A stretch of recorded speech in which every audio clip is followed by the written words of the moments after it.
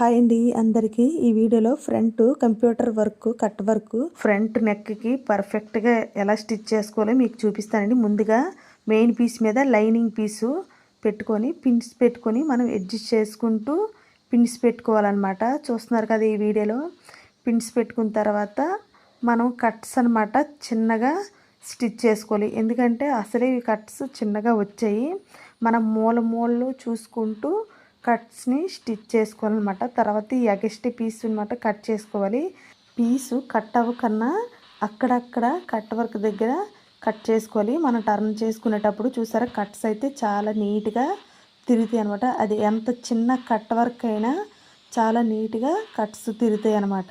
Customer front neck down ప్రకారం మన cuts stitch చేసుకోవడం అంటే ఫినిషింగ్ అయితే పర్ఫెక్ట్గా వస్తుంది. చూస్తున్నారు కదా నెక్ ప్రకారమే కట్ వర్క్ కూడా డిజైన్ వచ్చింది. కొంచెం మీదకైనా కొంచెం కిందకైనా ఫ్రంట్ నెక్ ఫినిషింగ్ పాడైపోద్ది. Please like